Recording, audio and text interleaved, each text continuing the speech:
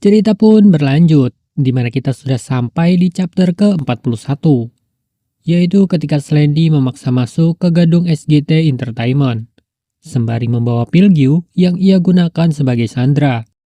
Slendy terus meminta kepada para penjaga untuk menyerahkan Sparky kepadanya. Kemudian, ia melemparkan dua petasan ke arah penjaga yang melintas tepat di atas mereka. Akan tetapi, tepat sebelum sumbu membakar misiu yang ada di dalam petasan, kedua petasan itu langsung tertebas hingga masing-masing menjadi dua bagian. Melihat itu, Slendy dengan santai berkata, "Oh iya, ada kau di sini, Sean." Yang mana Seanlah yang membuat kedua petasan Slendy menjadi gagal tampil. Lalu Sean bertanya kepada Pilgyu apakah ia baik-baik saja. Pilgyu berkata jika dirinya tidak apa-apa. Kemudian Pilgyu balik bertanya perihal keadaan Morgan, dan Sean langsung menjelaskan jika Morgan telah dievakuasi bersama yang lain. Sean juga menambahkan jika itu dilakukan karena orang-orang Nol sedang mengincar God Children. Seketika, Slendy pun langsung berusaha menyerang Sean dengan mengayunkan shotgunnya, sambil ia bertanya kepada Sean, "Bukankah kau juga seorang God Children?" Ucap Slendy sambil melayangkan pukulannya itu. Pukulan Slendy yang cukup kuat masih mampu Sean tangkis menggunakan belati dan obeng miliknya. Akan tetapi, itu membuat Sean terdorong ke belakang. Slendy juga menambahkan jika seharusnya Sean bertarung bersama Nol untuk melawan Dead Mansion. Ia bertanya kenapa Sean justru menculik Sparky. Dan Slendy pun langsung berusaha meraih Sean menggunakan tangan kirinya. Namun Sean dengan cepat merunduk untuk menghindari itu. Sambil hendak menyerang Slendy, Sean berkata bahwa dirinya berbeda dengan Nol. Karena ia adalah anak nakal Dead Mansion dan bukan anak baik. Slendy mampu menghindari serangan Sean. Ia bahkan mengejek Sean dengan berkata jika Sean sangatlah lamban. Sean langsung menyahut itu dengan menanyakan pernyataan tersebut, sembari bersiap dengan tendangan yang akan ia lancarkan. Tendangan itu nampak cukup kuat dan tepat mengenai Slendy, hingga membuat Slendy terpental masuk ke dalam sebuah ruangan. Sean pun kembali bersiap setelah melakukan tendangan itu. Di sisi lain, Slendy yang terpental akibat tendangan Sean berusaha bangkit dan bersiap untuk bertarung kembali. Lalu Slendy berkata, mau Sean anak baik ataupun nakal, tidak ada hubungannya dengan Slendy. Sambil menarik masker di wajahnya, Slendy dengan tegas meminta Sean untuk menyerahkan Sparky kepadanya. Karena hanya itulah yang terpenting bagi Slendy. Kemudian, scene mundur jauh ke belakang kurang lebih 10 tahun yang lalu. Yang mana ini adalah cerita flashback masa lalu Slendy. Dulu, Slendy adalah seorang anjing, dalam tanda kutip, atau yang bisa kita sebut sebagai pesuruh suatu geng mafia di Italia. Loyalitas Slendy sangatlah tinggi terhadap geng tersebut. Bahkan, ia tak peduli jikalau dirinya berlumuran darah maupun lumpur. Namun, suatu hari, Slendy memutuskan untuk berhenti dari pekerjaannya tersebut. Karena ia memilih untuk memberikan sisa hidupnya kepada majikan barunya, yakni seseorang yang lebih ia cintai daripada siapapun. Dan sosok itu ialah anak dan istrinya. Sambil terus menatap foto yang terdapat pada liontin, terlihat semangat dan senyum bahagia yang tergambar pada raut wajah Slendy kala itu. Singkat cerita, hari sudah mulai gelap, dan Slendy pun telah sampai di kediaman keluarganya. Sambil membawa sebuah buket bunga, perlahan ia membuka pintu sembari memperhatikan ruangan yang tak ada pencahayaan. Kemudian, Slendy berkata kepada istrinya jika ruangan terasa sangat gelap. Setidaknya, ia perlu menyalakan lampu. Juga terlihat istrinya yang bergeming dan tak menyahut apa yang Slendy katakan. Tepat setelah lampu menyala dan cahaya mulai menerangi seisi ruangan. Apa yang Slendy terima bukanlah sambutan hangat atau kejutan meriah. Akan tetapi, ia harus melihat anak dan istrinya yang telah terbaring tak bernyawa. Juga terdapat banyak bercak darah dan bekas tembakan di dinding dan sofa. Slendy bergeming sembari terus menatap ke arah anak dan istrinya dengan tatapan penuh amarah. Tapi di saat yang bersamaan, terdapat seseorang yang telah bersiap memukul Slendy dari belakang. Pukulan itu tepat mengenai Slendy hingga membuatnya terbaring di lantai. Di saat ia mulai tersadar akibat hantaman itu, ia mencium aroma bensin yang sangat pekat di sisi ruangan. Kemudian, Slendy mulai melihat ke arah istri dan anaknya untuk memastikan. Dan tepat saat itu, api telah melahap seluruh ruangan juga anak dan istrinya. Slendy yang masih tak dapat menerima apa yang telah terjadi, berusaha memanggil lirih anaknya yang bernama Anya. Ia merangkak sembari terus berkata tidak, seraya menolak atas kepergian anaknya. Slendy meraih tangan putri kecilnya yang mulai menghitam sambil berkata, "Anya, tidak mungkin. Tidak mungkin kau sudah mati kan? Tubuhmu masih hangat." Ucap Slendy yang sangat terpukul dan tidak bisa menerima kenyataan yang menyakitkan itu. Api pun mulai membara membakar seisi ruangan bersama keluarga kecil Slendy. Beberapa saat pun berlalu setelah kejadian yang mengenaskan itu terjadi. Lalu Shin berpindah ke sebuah bangunan megah yang nampaknya itu adalah markas mafia atau bos Slendy sebelumnya. Itu cuma tebakan Mimin ya cuy. Karena nggak ada penjelasan lebih rinci soal siapa yang membunuh keluarga Slendy. Tepat di depan gerbang, Slendy mengokang shotgun miliknya dan langsung mengarahkan itu ke para penjaga yang ada di sana. Sembari ia terus menggenggam liontin yang telah meleleh akibat kebakaran di kediaman Slendy sebelumnya. Kemudian, cerita itu berhenti dan kembali ke masa sekarang. Memperlihatkan CEO SIM yang sedang kesal akibat melihat CCTV dari handphonenya. Ia bertanya-tanya perihal apa yang sedang terjadi. Sparky yang mendengar obrolan CEO SIM dengan bawahannya tersentak karena Sparky menduga jika itu adalah perbuatan Nol. Sambil hendak melepas ikat rambutnya, Sparky berkata, "Nol ada di sini." Morgan bingung dengan apa yang Sparky katakan. Sparky terus berkata jika ledakan yang terjadi adalah Nol yang datang untuk menjemputnya. Sembari ia bersiap dengan bola kembang api kecil yang ia simpan di ikatan rambutnya, Sparky pun langsung melemparkan kembang api itu ke atas, yang seketika cahaya terang terpancar dari kembang api itu. Lalu, Shin pun beralih ke pertarungan Sean dengan Slendy, yang mana pertarungan itu nampak cukup sengit dan intens. Pilgyu yang berada di luar ruangan menawarkan diri untuk ikut andil dalam pertarungan guna membantu Sean. Namun di saat yang bersamaan, Slendy menembaki Pilgyu untuk menghentikan upayanya.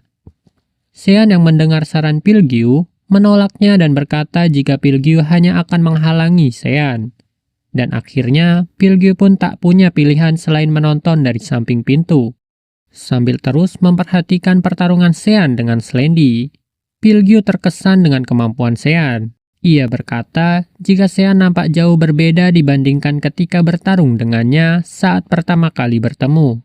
Sean yang kian bersemangat, dengan cepat menusuk kaki kanan Slendy sambil mengatakan jikalau dirinya sudah memahami gerakan Slendy. Slendy tak hanya diam setelah mendapat serangan itu. Ia langsung memukul Sean dengan tangan kirinya. Namun Sean mampu menghindari itu dan langsung mundur ke belakang. Melihat pergerakan Sean yang semakin cepat, Slendy terkesan dan memuji kemampuan Sean. Lalu Sean menyahut itu dengan berkata jikalau semua itu berkat Dimitri. "Benarkah? Dia pasti bangga," ucap Slendy yang secara bersamaan melepas genggaman shotgunnya dan mulai menggeretakkan jari-jari kedua tangannya. Tanpa aba-aba, Slendy dengan cepat menyerang Sean menggunakan tangan kirinya. Untunglah, refleks Sean cukup cepat untuk menghindari itu. Akan tetapi, ia agak kesulitan karena serangannya tiba-tiba dan cukup tajam. Kemudian, Sean mulai membalas serangan dengan bersiap menyerang Slendy menggunakan belati. Tapi tak disangka, Slendy mematahkan belati Sean hanya dengan jurus patokan ayam. Sean tersentak dengan hal itu. Dan ia juga tampak terkejut karena Slendy tak hanya menangkis serangannya, namun Slendy juga mematahkan belati milik Sean hanya dengan tangan kosong. Dan Slendy pun langsung menyerang Sean secara membabi buta. Slendy terus menekan Sean hingga membuat Sean hanya bisa menghindar dan tak mampu menyerang balik. Sean yang mulai kesulitan akhirnya mendapat sayatan di pipi kanannya. Sambil terus menghindar, Sean bergumam perihal serangan Slendy yang semakin cepat. Di saat yang bersamaan, Slendy yang mulai serius meminta Sean untuk bertahan lebih lama. Seketika, tangan Slendy sudah berada di depan wajah Sean, bahkan sebelum Sean menyadari pergerakannya. Dan Slendy pun langsung menghantamkan kepala Sean ke dinding ruangan dengan sangat kuat. Tak berhenti sampai di sana, Slendy juga menggesekkan kepala Sean dan menghantamkannya lagi ke lantai. Sean yang terus ditekan oleh Slendy berusaha melepaskan diri dengan menghantam kepala Slendy menggunakan lutut. Namun itu tak membuat Slendy bergeming. Ia justru dengan santai meminta Sean untuk menyerah saja. Yang kemudian, Slendy meningkatkan kekuatannya dan semakin menekan Sean ke lantai. Tapi Sean yang sedari tadi mencari celah Slendy untuk menyerang, akhirnya Sean menemukan itu. Ia menyeringai dan dengan santai Sean berkata jika dirinya tak akan menyerah dan disitulah bagian paling serunya. Yang seketika itu, Sean langsung mematahkan lengan Slendy menggunakan dua tangan, membuat Slendy harus menjauh dari Sean untuk menghindari luka yang lebih parah lagi. Sambil memegangi lengannya yang Sean patahkan, Slendy terheran-heran dengan Sean yang tak mampu ia tundukkan. Lalu Slendy menatap ke arah Sean dan berkata dalam hati jika Sean nampak berbeda dari sebelumnya. Yang mana Sean kian bersemangat dan bersiap dengan obeng di tangan kirinya. Slendy yang merasa jika pertarungannya akan menjadi lebih lama, ia mulai memperbaiki pergelangan tangannya yang Sean bengkokkan. Di saat yang bersamaan, terlihat CEO Sim yang tengah berlari menuju ruangan tempat Sean dan juga Slendy bertarung. Pilgyu yang juga berada di sana nampak kebingungan dengan apa yang akan CEO Sim lakukan. Seketika, CEO Sim meneriakkan kalimat umpatan tepat di depan pintu ruangan, yang membuat Slendy juga Sean bergeming seketika. Sambil menyandra Sparky, CEO Sim mulai berbicara untuk menghentikan Slendy. Sambil terus menahan amarahnya, CEO Sim mempertanyakan apa yang sebaiknya Slendy lakukan jika Slendy menginginkan Sparky kembali. Amarah Slendy semakin tersulut, dan ia dengan tegas meminta CEO Sim agar menjauhkan tangannya dari Sparky. Sontak, CEO Sim berteriak mengatakan jika dirinya tidak akan melepaskan Sparky. CEO Sim mulai kehilangan kesabaran. Ia juga menyayat kulit leher Sparky sebagai ancaman, dan berteriak ke Slendy mengatakan jika bukan hanya Slendy saja yang bisa bermain kotor. Dengan tegas dan semakin serius CEO Sim berkata, "Biar aku tunjukkan padamu caranya, karena aku akan mengakhiri semuanya hari ini." Dan seketika, Slendy langsung berlutut tanpa mengatakan apapun lagi. Lalu dengan berat hati, Slendy meminta CEO Sim untuk melepaskan Sparky. Ia mengatakan jika dirinya akan melakukan apapun yang CEO Sim mau dan terus saja memohon kepada CEO Sim. CEO Sim yang sudah sangat marah, bertanya kepada Slendy apakah Sparky sebegitu berharganya bagi Slendy. CEO Sim juga menanyakan, meskipun Slendy harus memotong telinganya seperti apa yang terjadi pada Pilgyu. Tanpa basa-basi, Slendy langsung menekan lehernya dan berkata, "Telinga? Tidak, aku bahkan rela memberikan leherku padamu. Jadi kumohon, jangan ambil duniaku dariku." Ucap Slendy yang mana darah mulai menetes deras dari lehernya. Melihat itu, si Osim menggeretakkan giginya dan terlihat emosinya menjadi bercampur aduk. Lalu ia pun melepaskan Sparky sambil memalingkan wajahnya. Sembari melakukan itu, si Osim tak mengatakan apapun lagi dan hanya bisa mengumpat. Kemudian, tiba-tiba si Osim mulai bercerita tentang alasan kenapa dirinya membeli Morgan dari Dead Mansion. Ia mengatakan jika dirinya hanyalah sampah yang berusaha menjadi seorang gangster. Ia tak mengetahui apapun dan juga tak memiliki keterampilan khusus. Hari demi hari ia habiskan di klub malam dan tempat karaoke. Ia tak bisa melakukan apapun, karena itulah dunia yang ia pilih. Lalu suatu hari, ketika ia sedang menengadah, di bawah guyuran air hujan ia melihat dunia yang berbeda dari dunianya. dunia yang begitu terang yang belum pernah ia lihat sebelumnya. Saat itulah ia mulai terfikirkan, alangkah baiknya jika dirinya bisa hidup di dunia seterang itu. Lalu, si Osim pun mulai mengumpulkan semua uang yang ia miliki dan membeli Morgan. Kemudian, ia akan terkenal dan hidup bisa menjadi lebih mudah. Setidaknya itulah yang ia pikirkan kala itu. Akan tetapi, mengasuh anak memanglah tidak mudah, tambah si Osim. Namun, ia menikmati masa-masa itu dan berkata jika hal tersebut membawa kebahagiaan tersendiri baginya. Dan melihat Slendy bersama Sparky, membuat si Osim tersadar jika hidup bahagia bersama mereka itulah dunia yang selama ini ia dambakan. Kemudian, Slendy perlahan beranjak pergi. Di saat yang bersamaan, Slendy juga memastikan nama si Osim. Sembari terus berjalan menjauh, Slendy juga menambahkan jika mereka akan segera bertemu lagi nanti. Karena Iskarot tidak akan menyerah pada Godchildren, ucap Slendy yang membuat Sean tersentak dan mengulang kata Iskarot. Dan menurut Mimin, itu adalah 3 prinsip absolut yang Nol buat, Iskariotes. Sambil mengenakan maskernya, Slendy menjanjikan satu hal kepada si Osim Kyutae. Jika hanya untuk sekali itu saja, Slendy juga akan ikut melindungi dunia yang si Osim dambakan. Kemudian beralih ke Damin yang kesal karena situasi menjadi melenceng dari rencananya.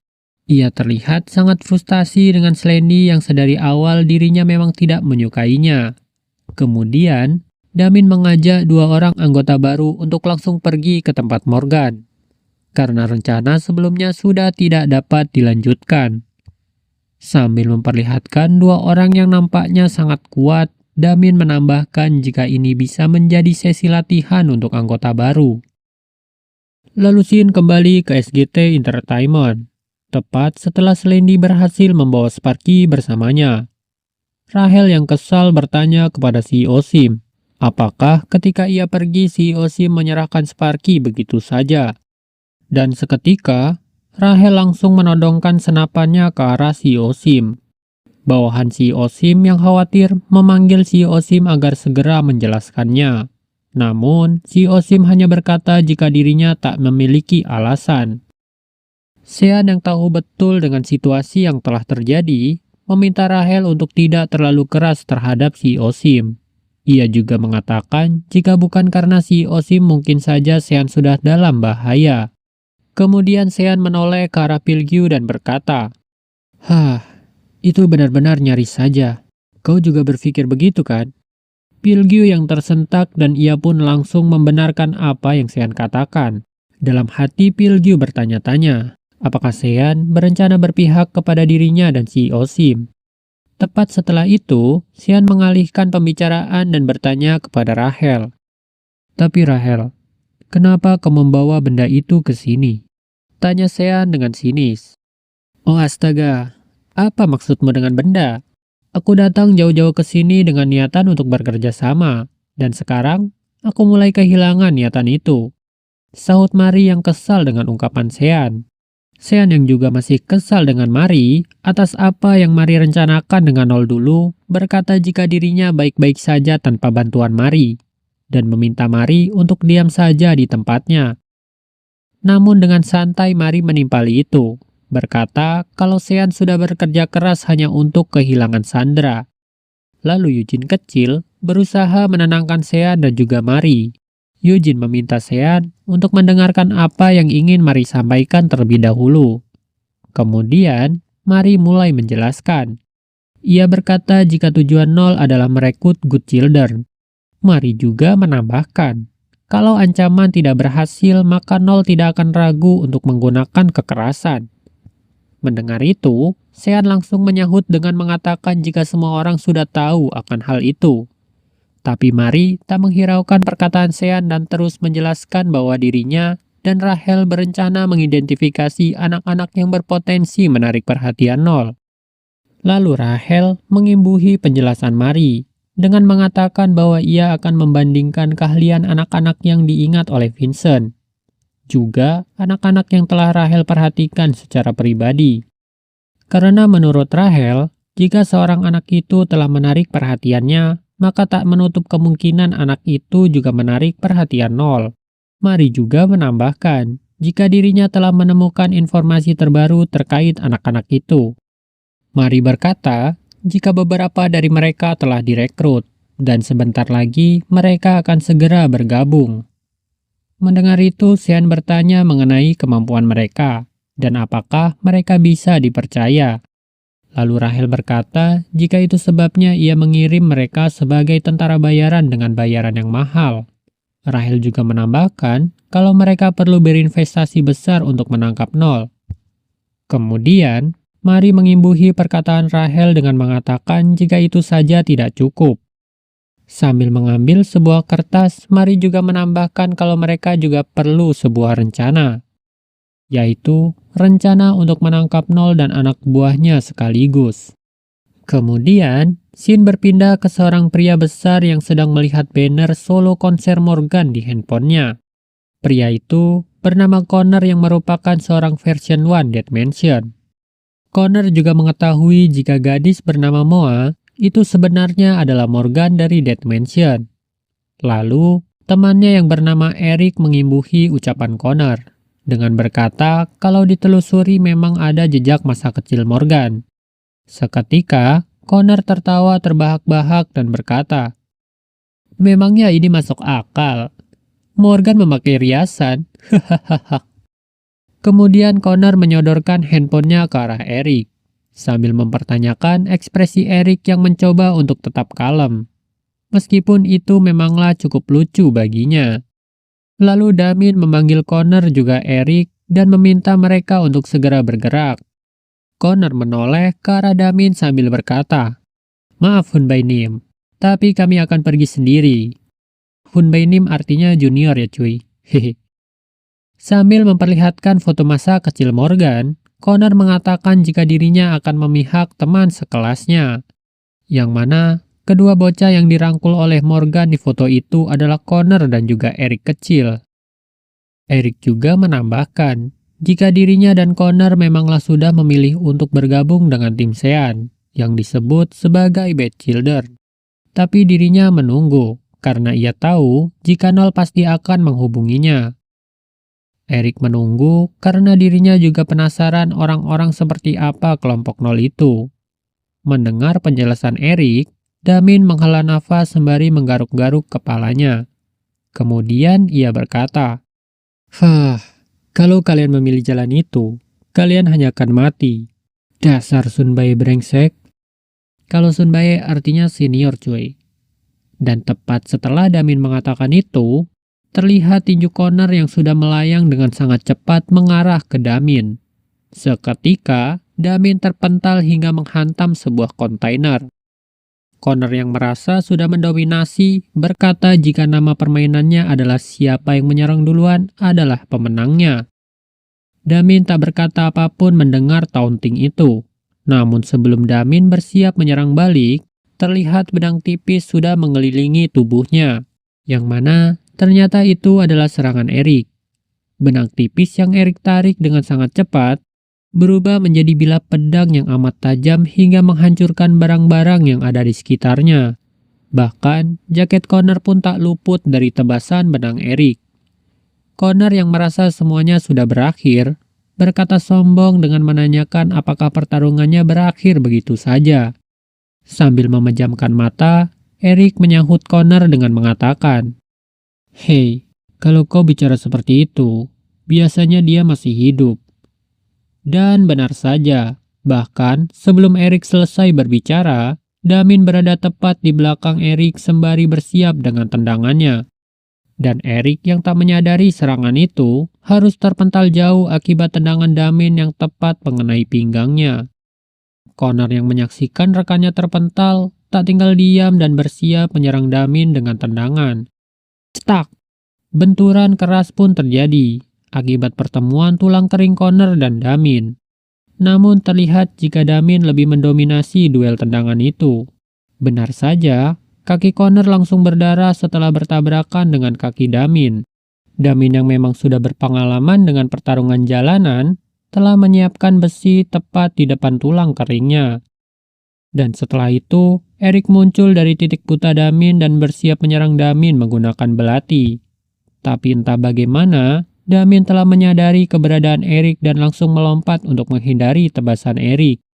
Bahkan tak hanya melompat biasa, Damin menghindari itu dengan melompat salto ke belakang dan langsung menerjang kepala Erik menggunakan tendangan. Tepat sebelum Damin menyentuh lantai, datang Connor yang berlari ke arah Damin dan hendak menangkap Damin. Namun, Damin terlihat santai bahkan memasukkan tangannya ke dalam saku. Connor yang lambat bukannya memberikan serangan yang berarti kepada Damin, justru dirinya lah yang mendapat serangan tepat di dagunya.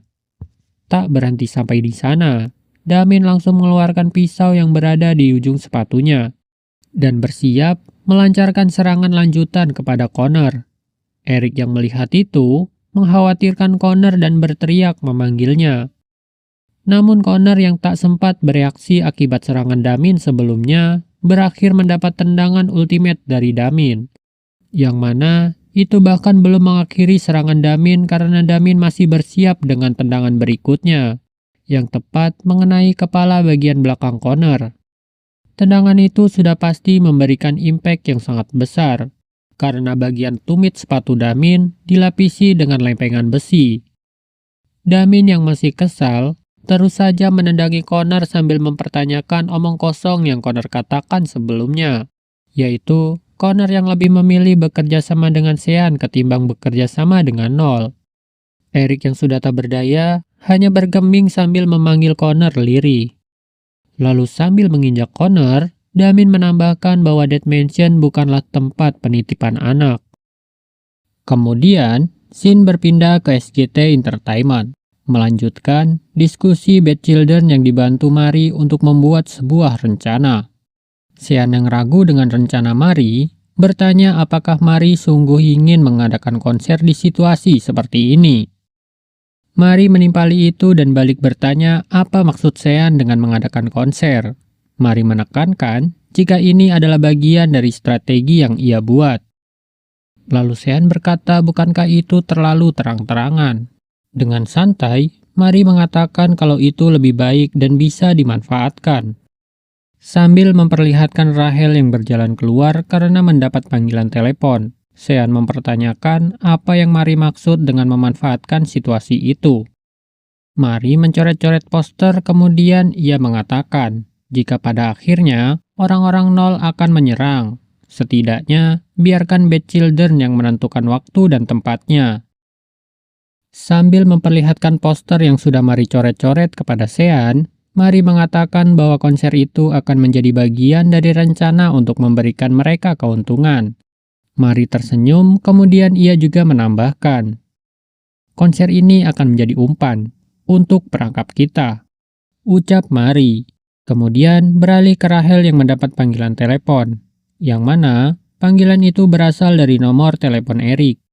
Dan Rachel yang sedari tadi tak bisa menghubungi Connor, bertanya kepada Erik tentang keberadaannya. Seketika, Damin tertawa sambil memastikan jika yang ia hubungi benar Rachel.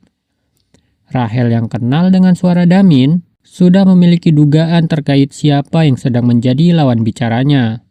Yang sudah pasti itu adalah Damin, karena Erik dan Connor telah ia hajar hingga tak bisa melawan balik. Rachel yang belum mengetahui jika Erik dan Connor telah dihajar Damin, bertanya kepada Damin apakah mereka berdua telah bergabung dengannya. Lalu dengan santai Damin berkata, "Bergabung? Dengan siapa? Kami tak butuh sampah seperti mereka," ucap Damin. Mendengar itu, Rachel bertanya lagi dengan nada tinggi, apa yang telah Damin lakukan terhadap mereka berdua? Damin berkata jika itu adalah pertanyaan bagus, sembari ia menendang kepala Erik. Kemudian ia menyeringai sembari meminta Rachel untuk menebaknya. Tepat setelah ia mengatakan itu, Damin langsung menutup teleponnya. Kemudian, Damin duduk di atas Erik sambil bergumam perihal gadis bernama Moa yang Erik dan Connor sebut sebagai Morgan. Lalu datang perempuan yang biasanya berjalan di samping Nol, dan perempuan itu bernama Sika. Damin yang telah terpikirkan sebuah rencana, berkata kalau Sika datang di waktu yang tepat.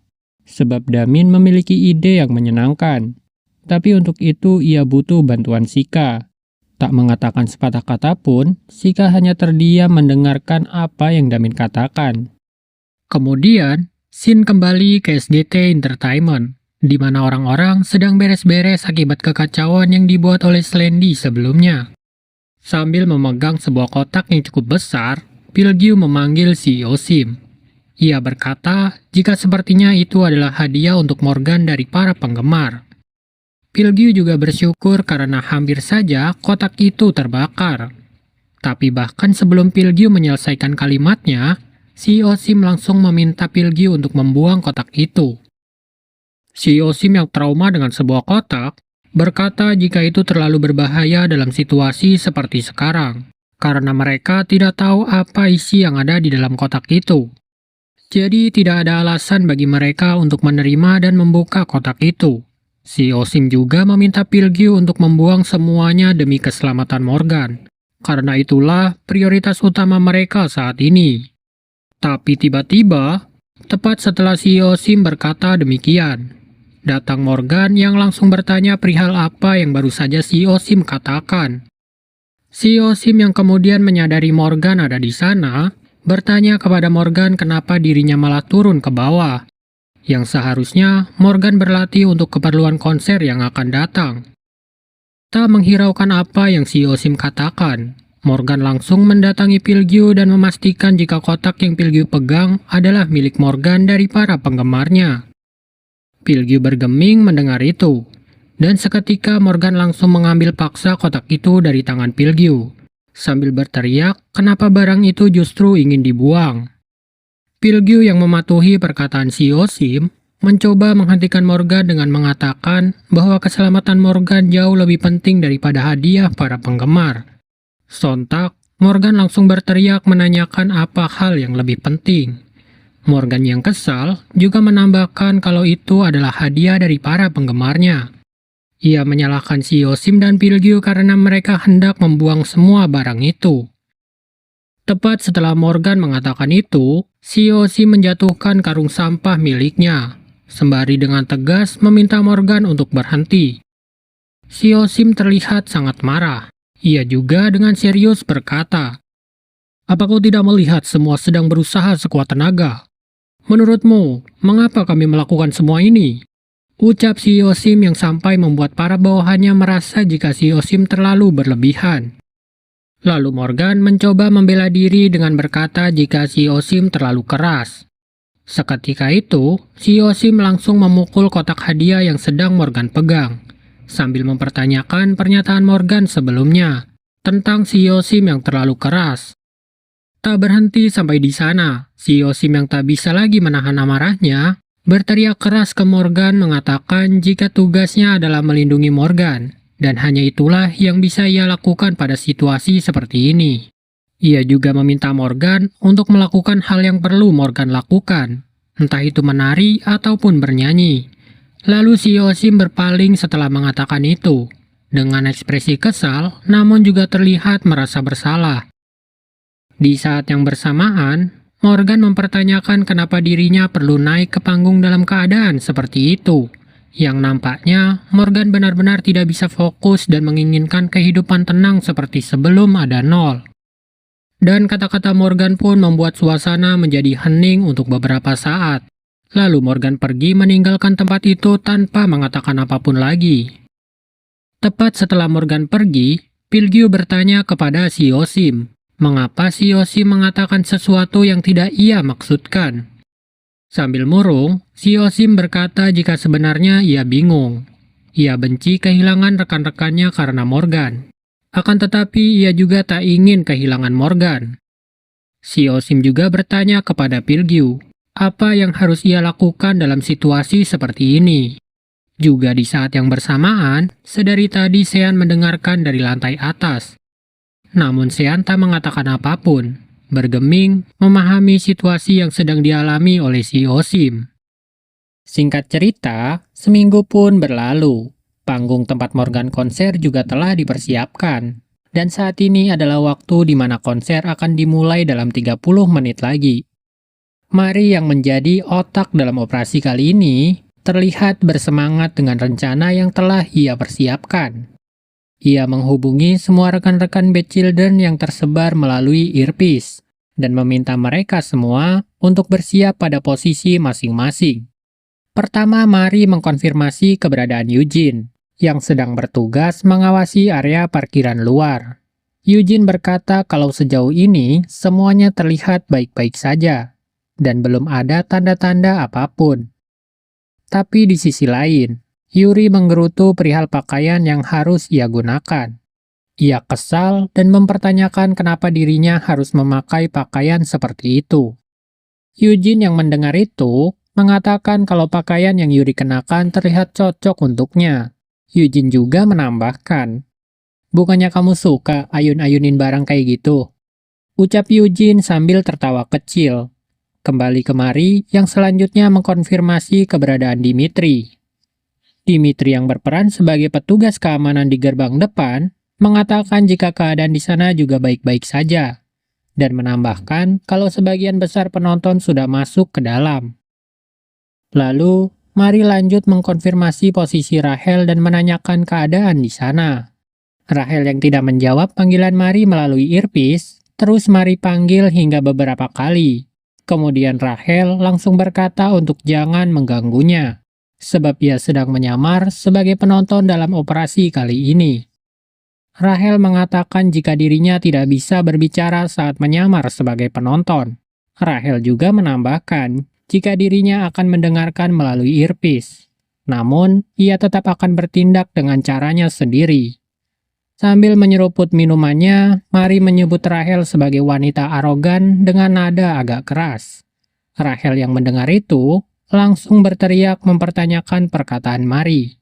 Akan tetapi, Mari tak menghiraukan itu dan langsung bertanya kepada Sean bagaimana dengan situasinya.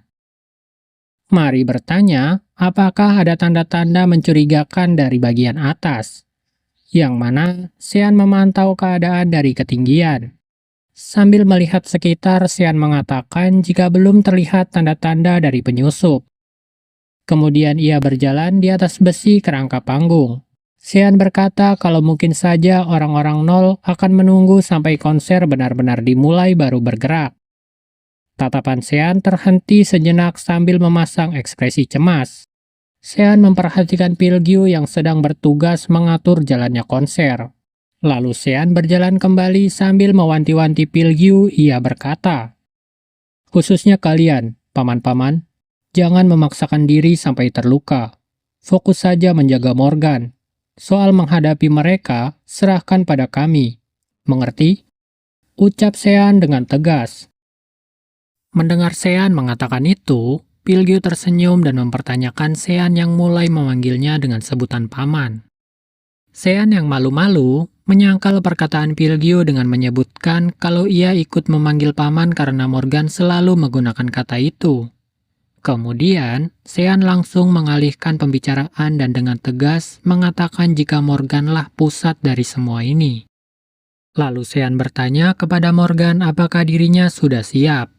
Morgan hanya tersenyum sambil menatap ke arah Sean. Kembali kemari yang berkata jika lampu akan dimatikan dalam 5 detik. Dan setelah itu, panggung akan dimulai dengan hanya ada sorotan lampu. Bersamaan dengan Mari yang mengatakan itu, Eugene dan Yuri didatangi oleh 2 orang anggota nol yang sudah ditunggu sedari tadi. Yuri yang bersemangat, tersenyum sambil berkata, "Mas, Mbak, konsernya udah mau mulai. Bukannya ini udah telat banget?" Yang mana 2 orang itu adalah Eric dan Sika. Namun ada yang berbeda dari Eric. Matanya tampak kehijauan dan seperti sedang bergerak tanpa sadar. Tak hanya Yuri, Dimitri juga kedatangan seorang tamu. Seorang pria berjas coklat dengan rambut pink yang berjalan sambil merunduk. Yap, pria itu adalah Connor.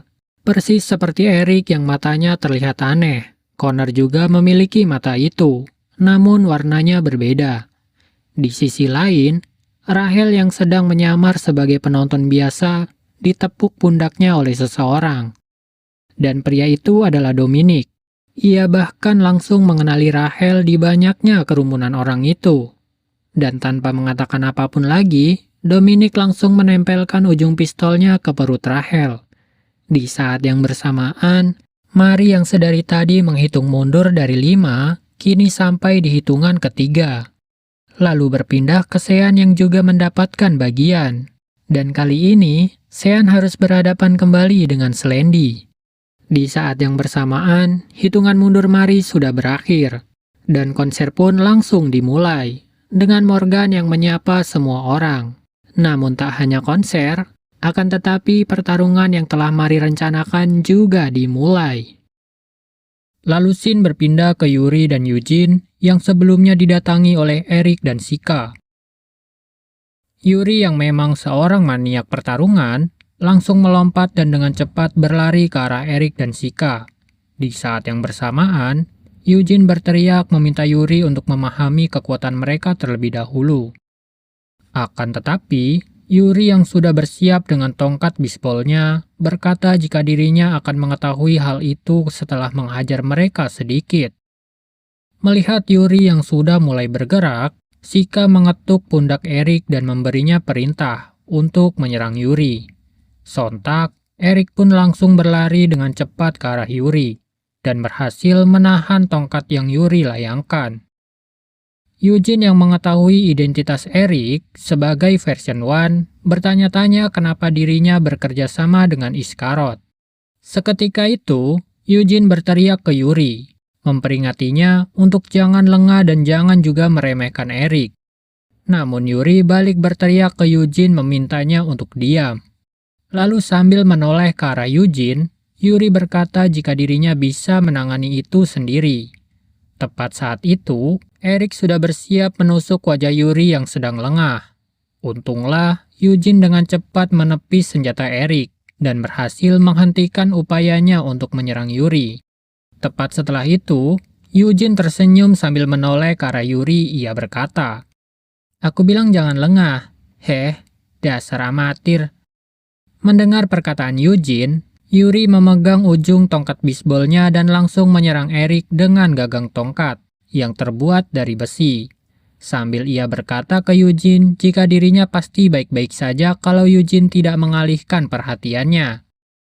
Namun Eric yang berhasil menghindari serangan Yuri langsung menyerang balik dengan menusukkan belatinya ke arah Yuri. Yuri yang menjadikan tongkat yang sebelumnya ia gunakan untuk menyerang sebagai tumpuan, langsung melompat sembari mengambil satu tongkat lagi dari dalam tasnya. Dan langsung menghantam Eric hingga membuatnya terpental jauh menghantam pagar parkiran. Setelah melakukan pukulan epik itu, Yuri tersenyum puas dan memuji dirinya sendiri.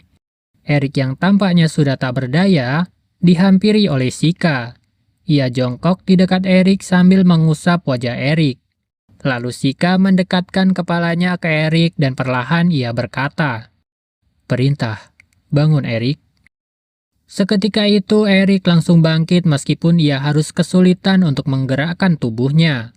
Di saat yang bersamaan, Yuri yang melihat Eric masih sanggup berdiri terkejut karena dirinya sudah memukul tepat mengenai tubuh Eric. Eugene yang cepat tanggap, langsung berkata kalau kemampuan gadis yang datang bersama Eric itu sangatlah aneh.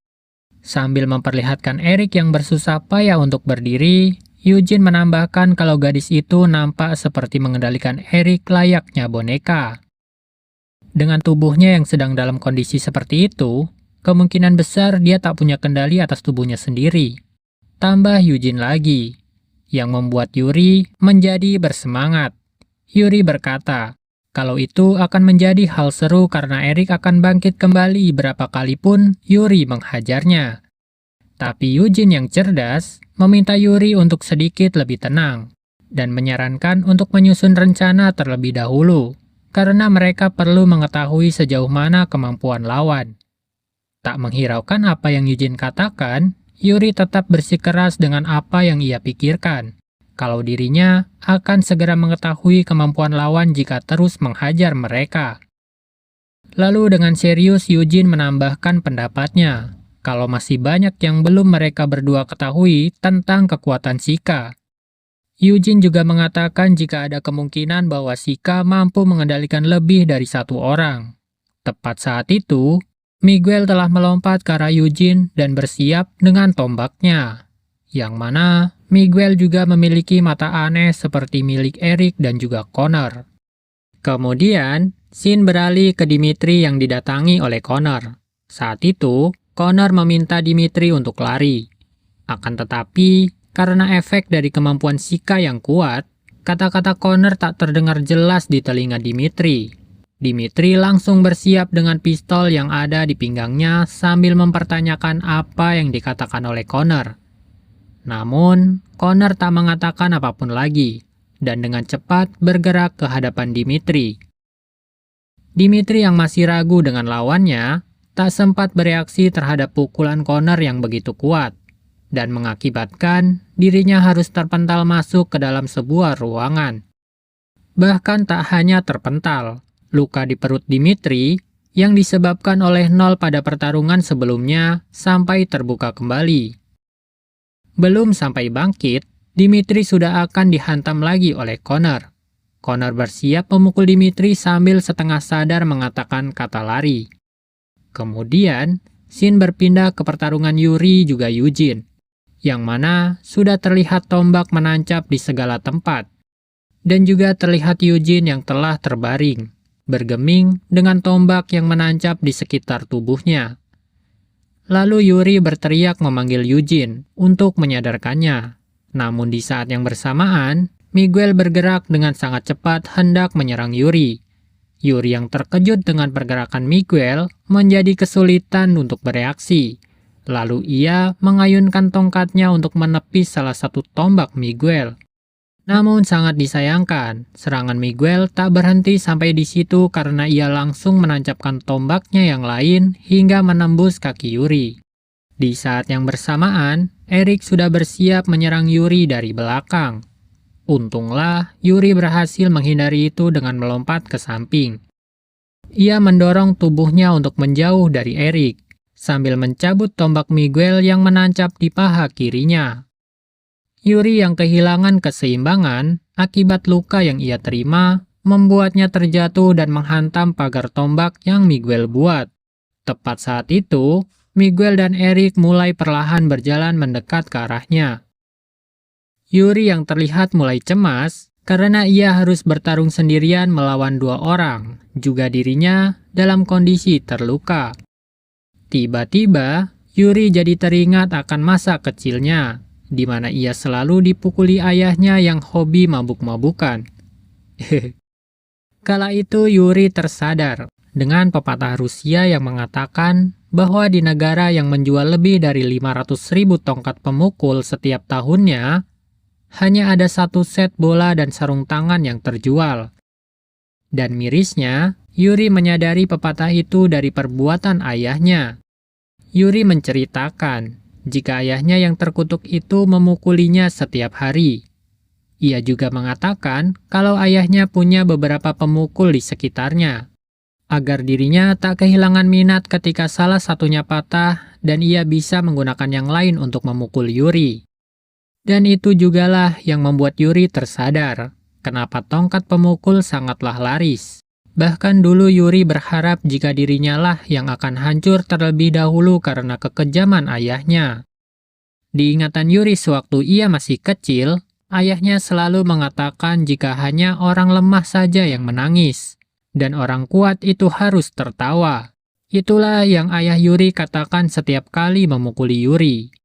Tepat di suatu momen, ketika ayahnya hendak memukul Yuri, tiba-tiba tongkat yang ayah Yuri gunakan dihentikan oleh seseorang.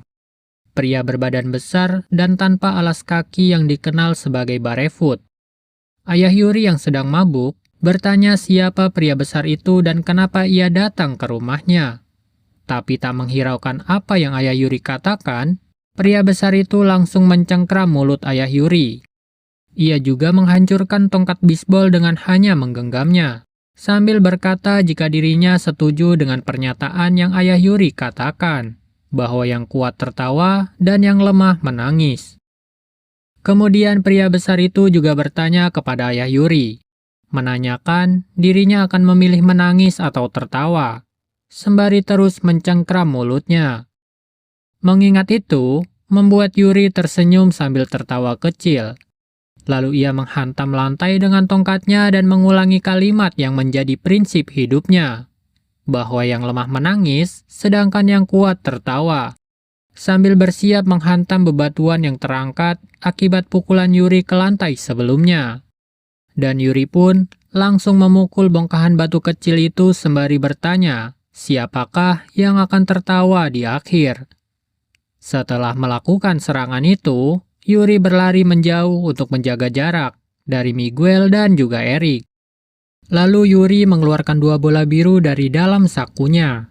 Yuri menjelaskan jika bola itu terbuat dari karbida tungsten. Meskipun lebih lunak dari bola biasanya, tapi justru itu yang membuat pantulannya sangat baik. Dan Yuri pun langsung memukul 2 bola itu ke arah Eric dan Miguel. Mereka berdua terlihat sangat santai, menghindari hantaman kedua bola itu. Akan tetapi, seperti yang Yuri katakan sebelumnya, jika pantulan bola itu sangatlah baik. Dan karena di sekitar Eric dan Miguel banyak sekali tombak yang tertancap, membuat pantulan itu menjadi sangat efisien, dan berhasil menghantam Eric juga Miguel hingga berkali-kali. Melihat itu, Yuri menjadi bersemangat, dan bersorak mengatakan jika begitulah seharusnya. Tak tinggal diam, Eric yang masih dalam kendali Shika berusaha menyerang Yuri menggunakan belati. Di saat yang bersamaan, Yuri berkata jika tak ada pilihan lain, karena dirinya tak mungkin bisa kabur dengan kaki yang sedang terluka. Yuri mengatakan itu sambil dengan cepat mengambil 2 bola kuning dari sakunya, dan langsung memukul bola itu untuk menyerang Eric. Akan tetapi, kedua bola itu hanya bergerak melintasi Eric. Namun ternyata, itu bukanlah bola biasa, karena kedua bola itu telah dikaitkan dengan benang tipis. Tepat ketika bola sedang melilitkan benang tipisnya ke tubuh Eric, Yuri berkata, bola kuning adalah sepasang bola, karena ada kabelnya. Lalu setelah itu, Yuri langsung mengeluarkan bola lagi dan kali ini berwarna merah. Tak hanya 2, serangan terakhir ini Yuri menggunakan 3 bola sekaligus, yang langsung Yuri lesatkan ke arah Eric. Tepat setelah Yuri pukul, bola itu melesat sambil berputar dengan sangat cepat. Juga terlihat bola itu memiliki 3 pisau kecil di bagian luarnya, yang langsung menyayat tubuh Eric hingga membuatnya terdorong. Sambil tersenyum, Yuri menjelaskan jika bola merah memiliki pisau kecil di dalamnya, namun tetap mempertahankan bentuknya, dan Yuri menyebutnya sebagai cakar beruang. Di sisi lain, Miguel yang tampaknya sudah mencapai batas, namun masih dalam kendali Shika, berusaha untuk berdiri. Akan tetapi, langsung disliding kepalanya oleh Eugene. Eugene melakukan itu sembari memuji Yuri, berkata jika itu cukup bagus. Yuri yang terkejut langsung berteriak mengatakan, "Bocah, kau masih hidup?" Sambil menginjak kepala Miguel, Eugene berkata jika tentu saja dirinya masih hidup, dan mengatakan kalau itu bukanlah apa-apa. Eugene juga menambahkan kalau sebelumnya dia hanya pura-pura untuk membuat Eric dan Miguel lengah. Lalu dengan santai Yuji berkata, "Tapi Yuri, tadi itu adalah pertunjukan yang bagus, sangat mengharukan." Mendengar pujian Eugene, Yuri dengan bangganya mengatakan kalau dirinya bisa menghadapi Eric dan Miguel seorang diri. Tapi tepat setelah Eugene memuji Yuri, Eugene tersenyum sambil mengejek Yuri dengan berkata, "Tapi, cara mau menjelaskan bahan dan kegunaan senjata itu, bagaimana ya?" "Ya, kau memang seusia itu. Dan juga cakar beruang."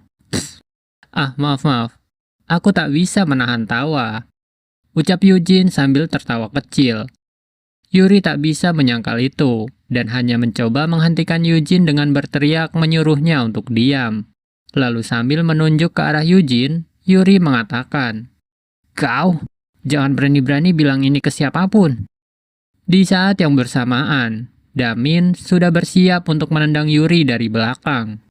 Yuri yang tak menyadari kedatangan Damin, tak sempat merespon serangan Damin, dan berakhir terpental hingga mematahkan beberapa pagar tombak dengan tubuhnya.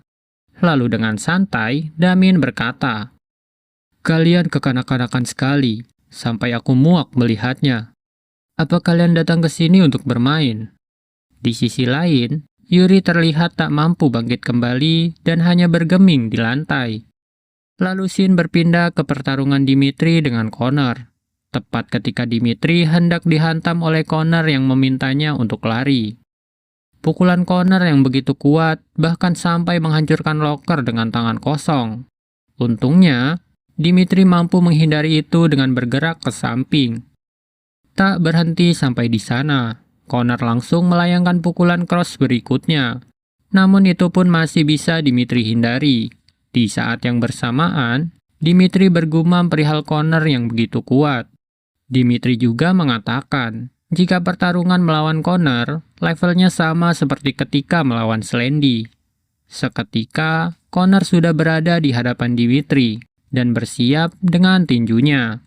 Pada saat yang bersamaan, Connor lagi-lagi meminta Dimitri untuk lari.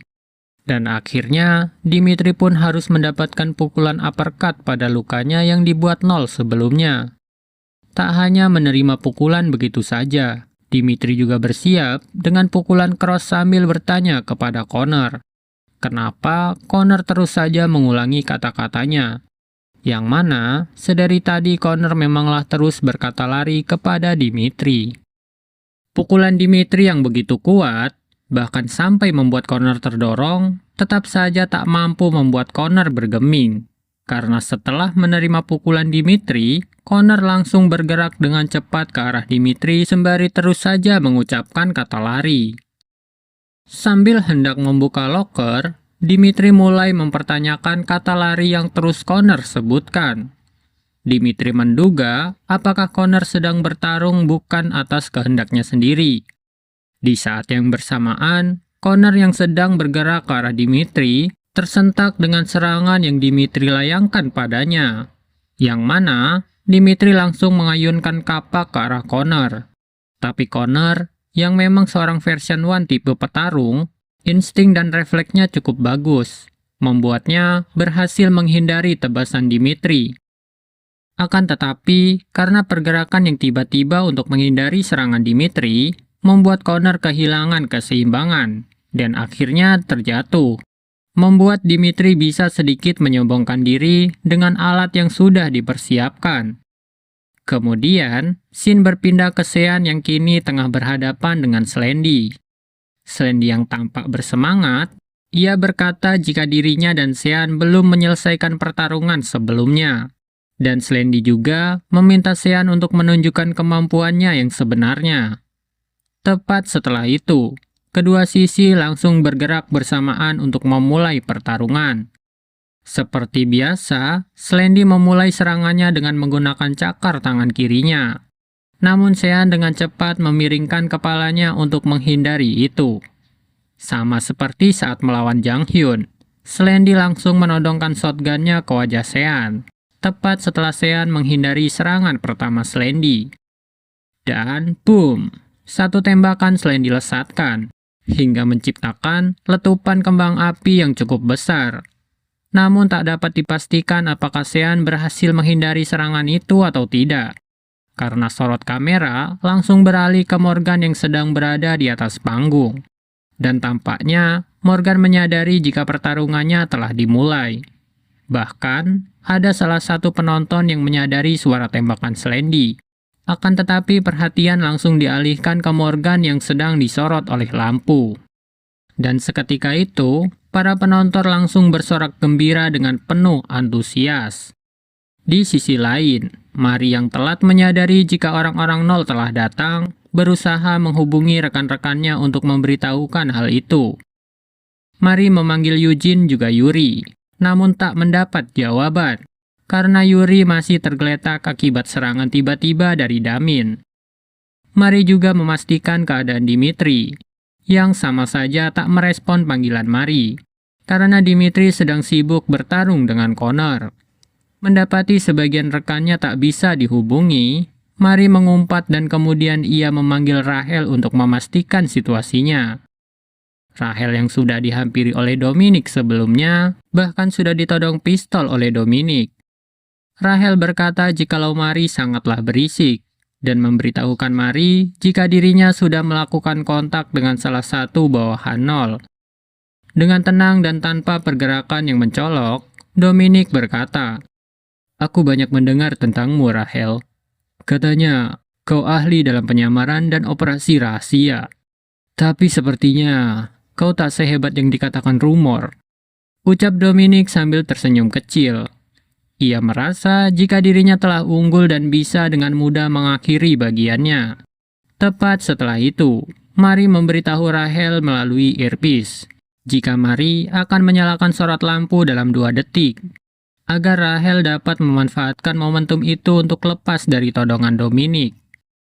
Bersamaan dengan kilatan lampu yang menyala, Rahel dengan cepat meraih lengan Dominic dan mengangkat tangannya ke atas untuk mengubah arah tembakan Dominic.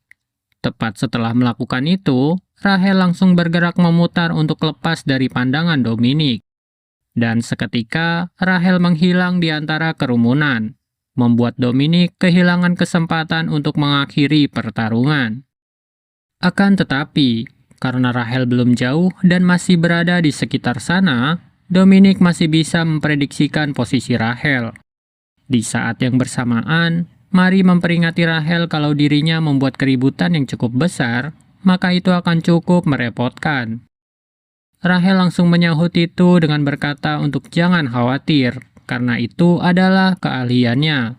Sebab tepat setelah Rahel berkata demikian, pergerakannya menjadi sangat cepat.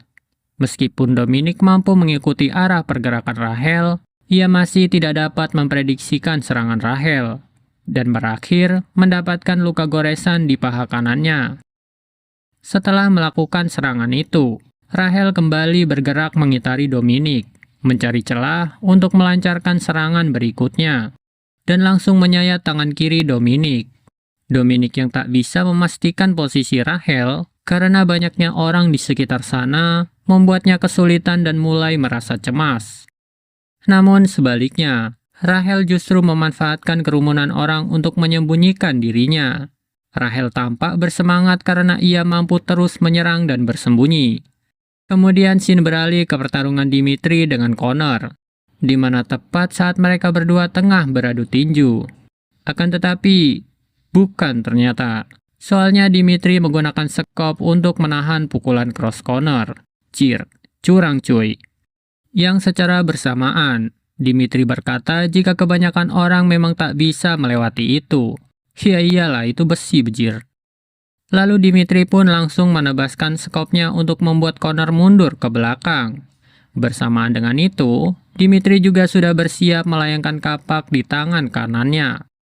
Kapak itu melesat dan menancap di lantai, tepat di belakang kaki Connor, hingga membuatnya kehilangan keseimbangan dan akan terjatuh. Dibarengi dengan Dimitri yang bersiap menghunuskan sekopnya ke arah Connor. Namun tepat sebelum Dimitri menyelesaikan serangan itu, Connor langsung menendang luka Dimitri menggunakan kaki kirinya. Luka yang belum sembuh sepenuhnya justru kian memburuk, membuat Dimitri kesakitan bukan main. Namun ia tak bisa apa-apa selain mengumpat. Di saat Dimitri sedang menahan rasa sakit yang amat pedih, Connor tak memberi banyak waktu dan langsung menguppercut dagu Dimitri. Bahkan tak berhenti sampai di sana. Connor langsung mengimbuhi pukulan itu dengan meninju tepat di wajah Dimitri. Dan setelah Dimitri terjatuh ke lantai, Connor langsung mengunci kedua lengan Dimitri menggunakan lututnya. Lalu, ia langsung menghujani wajah Dimitri dengan pukulan yang bertubi-tubi. Dimitri tak mampu melakukan apapun selain menerima pukulan Connor. Di saat yang bersamaan, pukulan Connor membuat Dimitri mengingat masa lalunya. Tepat ketika ia pertama kali menyelesaikan ujian masuk Mercenary Barefoot, yakni harus mengalahkan satu beruang seorang diri. Kala itu, Dimitri menyombongkan hasil tangkapannya kepada Igor, kapten mereka. Dimitri berkata jika beruang yang ia tangkap adalah yang terbesar di gunung itu. Igor yang tengah duduk di antara bangkai beruang, layaknya seorang bos terakhir di dalam game, bertanya kepada Dimitri, "Demi, benda apa yang menempel di dagunya itu?" Tanya Igor, yang mana ia menanyakan sesuatu yang menancap di dagu beruang tangkapan Dimitri. Lalu dengan santai Dimitri berkata, "Oh, ini. Aku menumbangkannya hanya dengan satu pisau ini. Aku tak pakai yang lain." Ucap Dimitri yang secara bersamaan Igor sebut itu mengecewakan. "Tak kusangka kau bergantung pada senjata seperti itu. Ingat baik-baik, Demi. Jangan pernah bergantung pada sepotong logam. Senjata terkuat yang dimiliki oleh Dimitri yang kukenal adalah ini." Ucap Igor sembari mengangkat kepalan tangan Dimitri. Dan Dimitri terlihat cukup serius mendengarkan perkataan Igor. Tepat setelah itu, Dimitri menghujam perut Connor dengan pukulan keros yang begitu kuat, hingga membuat Connor meringis kesakitan. Tak cukup sampai di sana, Dimitri langsung menekan tinjunya dan mendorong Connor hingga terpental masuk ke dalam sebuah ruangan. Lalu sambil membuka jasnya, Dimitri berkata, "Belakangan ini aku bertarung dengan orang-orang aneh.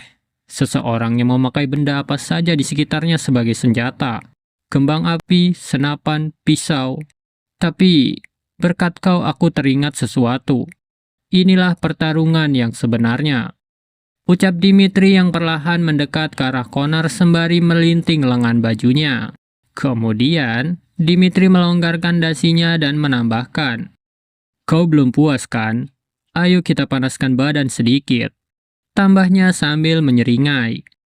Seketika itu, Connor langsung berlari ke arah Dimitri. Dengan wajah kesal, namun terlihat sudah mulai kelelahan. Ia bergerak dengan sangat cepat untuk meraih Dimitri. Akan tetapi, Dimitri yang sudah menjadi berbeda, lebih dulu meraih kepala Connor, dan langsung menghantam dagu Connor menggunakan lutut. Dimitri melakukan itu sembari tersenyum. Ia nampak bersemangat karena sudah lama dirinya tak bertarung dengan tangan kosong. Connor yang hendak terjatuh langsung meraih kerah baju Dimitri. Sambil hendak memukul Dimitri, Connor juga berkata jika ini belum berakhir. Dan seketika itu, Dimitri pun meraih kerah baju Connor dan juga mengatakan bahwa seharusnya memang seperti itu. "Karena aku baru saja mulai pemanasan," tambah Dimitri sambil menyeringai. Tepat setelah itu, mereka berdua saling beradu tinju. Namun di antara keduanya, semuanya nampak bersemangat. Meskipun Connor sedang dalam kendali Shika, ia tetap menikmati pertarungan itu. Pertarungan terus berlanjut. Satu pukulan dibalas dengan pukulan yang lain. Keduanya benar-benar sangat antusias dengan pertarungan itu. Hingga beberapa waktu pun berlalu, di mana suara pukulan sudah mulai berhenti. Sebab Connor sudah tak mampu melawan Dimitri meskipun sedang dalam kendali Shika. Dimitri berkata, "Bagaimana setelah berkeringat sedikit? Apakah pikiranmu sudah lebih jernih?" Kemudian Dimitri menyeringai dan menambahkan, "Kerja bagus, bocah." Dan chapter ke-45 pun berakhir. Terima kasih buat teman-teman yang sudah mau menonton. Jangan lupa like kalau suka, dislike kalau nggak suka, dan subscribe untuk nonton kelanjutan ceritanya. Meskipun lambat, hehe. Bye-bye.